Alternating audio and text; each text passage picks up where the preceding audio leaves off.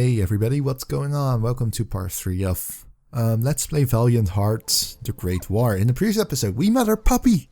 I'm so excited for the puppy. And in this part, thank you puppy, we throw the bone at this ladder. And we do that to retrieve this collectible. Now, don't dig any further than this, because, well, I will explain in a second. First we will read the story about the crucifix. The majority of soldiers believed in God and some more symbols of their religion. War officers had to make provisions for different religions, and a variety of religious ceremonies was performed at the front by different faiths. Priests, vikers and rabbis offered succor, is that how you pronounce that? And compassion to soldiers.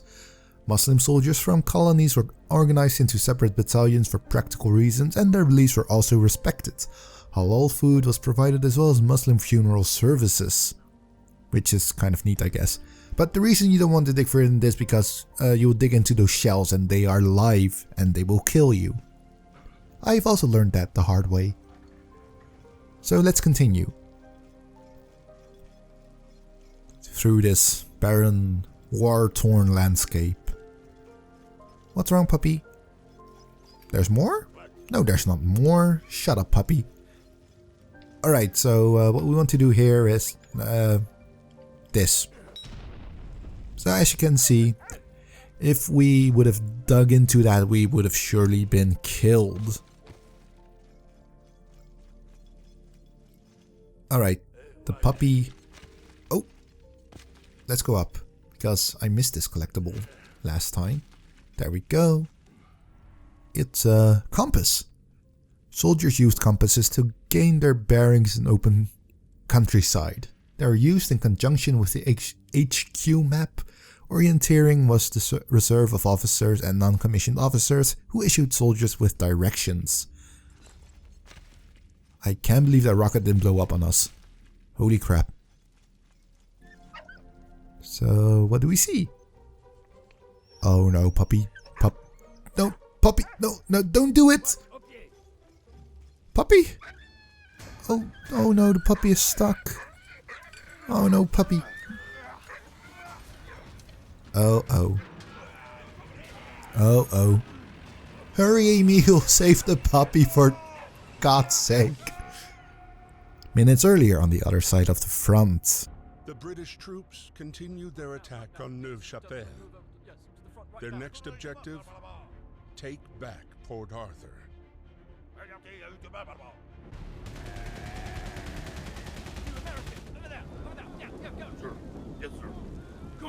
Sure, send the American into the danger. So, let's make like a rabbit and go. Wait for the fight to stop, smash this barricade for some reason, and run to the next one. We can barely make it. This game is quite tense at times. Alright, snip it! There we go, wait for the fire to stop. There we go, smash it and run. Keep running, don't stop. There we go. Alright. And he stopped, smash it and keep running. Collectibles. I missed that the first time. French coins. All troops were paid in their country of origin's currency and paid compensation in the local currency. Yeah, alright, so that sentence basically repeated itself. The British earned a shilling one day, around £3.21, or around $5.42 in nowadays currency. The standards King Shilling and 20 francs, or francs every fortnight. These 20 francs had a face value of £40, roughly €50 or $70, and were used as the main currency with the locals eager to barter whatever few goods they could trade. Business always prevailed, so locals near the combat zone would agree on payment in foreign currencies as well. Cool. I think. Alright, this took me a while as well, but basically, we need to hand him 2 sticks of dynamite. Here you go. And now we have to roll him over. And now we have to hand him 3 sticks of dynamite. And this took me a while as well. Don't ask me why, because I really couldn't tell you. It seems so obvious once you figure it out, but at the time I couldn't understand what I was supposed to do at all.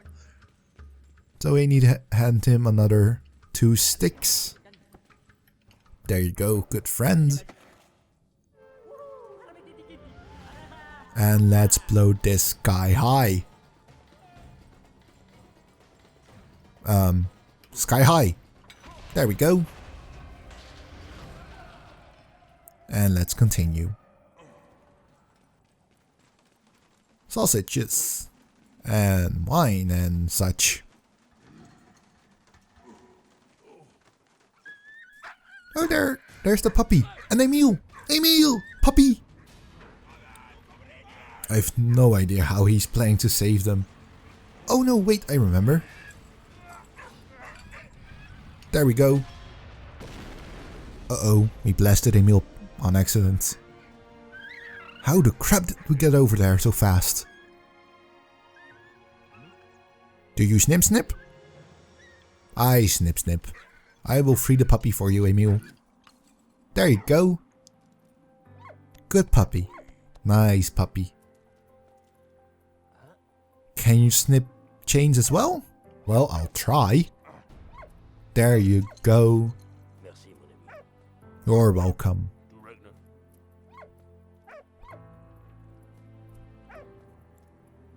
My grandson is with the Germans. We shall go save them. We shall.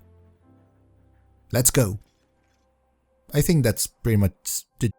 Amidst the never-ending attacks and counterattacks, Freddy and Emil hunted the elusive Baron and his regiment in Ypres. I swear French names are so hard to pronounce. But, gas. And we will die if we walk in it. 22nd, 1915, chlorine gas was used for the first time by the Germans. So obviously we can't walk in there, but the puppy can crawl underneath the gas and somehow know to push the lever to shut it off. I really can't tell you how that works, but it works. New diary unlocked, so let's read that. I think we missed some. Spend yet another day walking, we heard cannon fire. No, we read that already. Alright. March 10th, 1915, so we're about a year later, I think. Is that right? Well, almost a year later. Alright. Next one. Thank you. What a day, my life was saved twice today. First by an American soldier, then by a dog. But I'm free at last. I saw Carl before the bombing. I hope he made it out alive. I'm going to try to find him. Wait a second. I missed him by a whisker. It won't happen again. My younger brother's letter was sweet. It gave me a real boost. It's good he's back in the States, miles away from this nightmare. That kid has a knack of getting himself into trouble. I don't know why, but I picture him talking with a Mr. T voice. March 10, 1915. On a march to Belgium where this damn regiment is stationed. I'm not alone at least. I met a funny old French farmer guy, Emile. Doesn't say much, but if I understood right, his son-in-law's German. How crazy is that? Not a day goes by that I don't dream of you. And I've no idea who that is. Let me read it. Emile, there, right in front of me, sprawling on the ground. Why does his regiment have to come up against mine? I hope he pulls through. He's one tough cookie. I must find out what prisoner of war camp he's been taken to. At last I found Emile, just moments before the shells started flying. I hope he's managed to dodge the bombs. The letter he showed me filled my heart with joy. Marie is well and Victor is growing up, and that's all that matters. Today the Germans invaded Saint-Michel. Fortunately, the troops spared the farm. I took shelter in the cellar with Victor. Now what's going to happen? Alright then. So let's continue.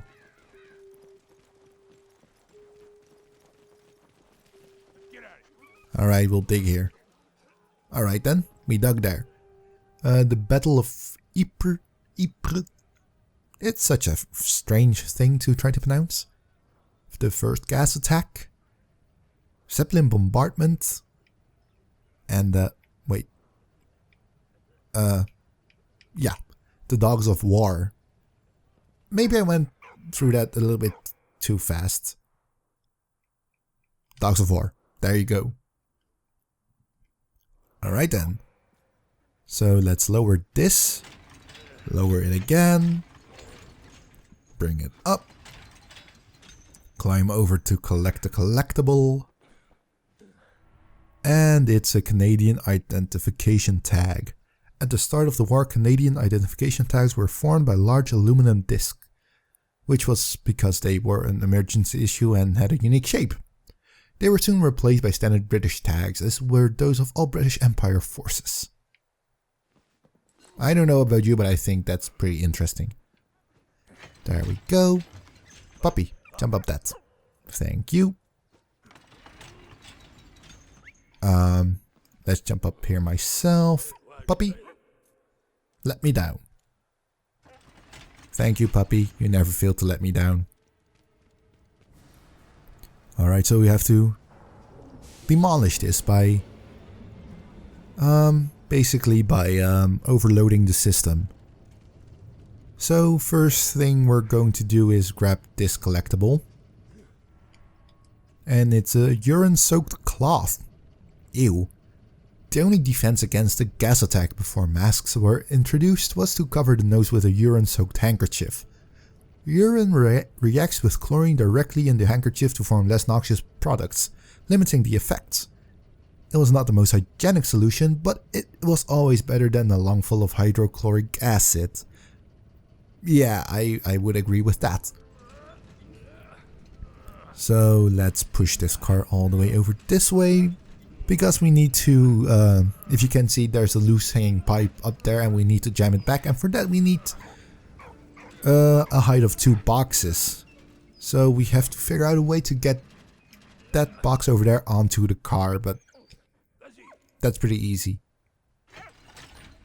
So let's push this over here. Thank you, puppy. Let it down.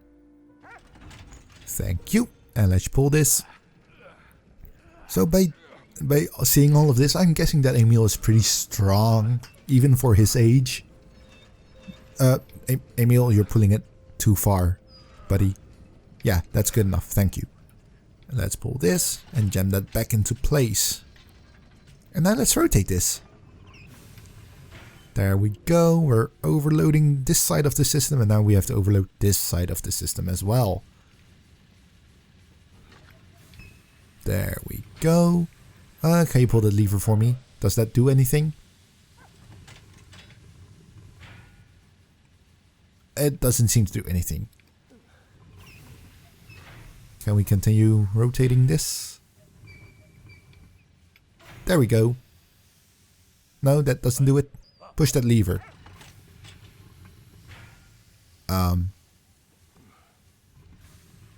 There we go.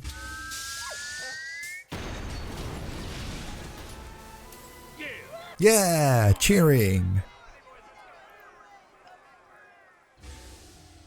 And the machine has been shut down. And we survived the blast. So, let's go up and join with Freddy. That's what he's called, Freddy. Let's go. Alright, we're taking the lead apparently. And there's a Zeppelin. And we're going to get bombed. Bad. Keep running.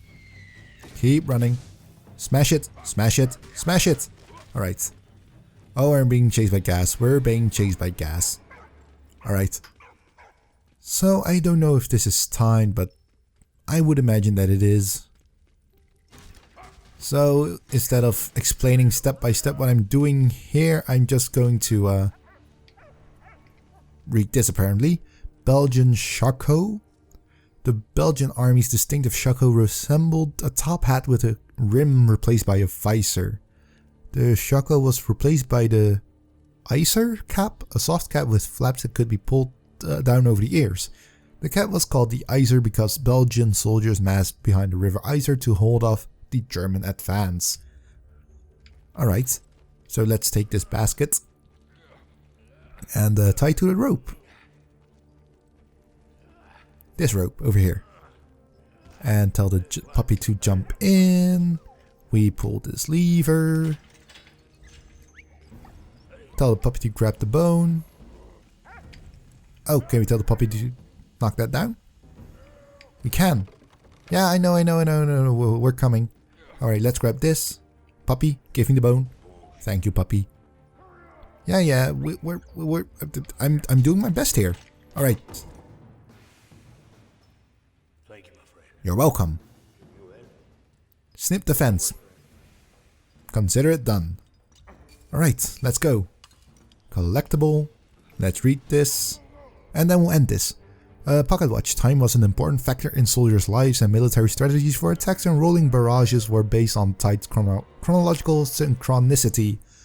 Pocket watches were the only way to tell the time. There we go. Alright, thank you guys so much for watching, and let's meet back at the next part.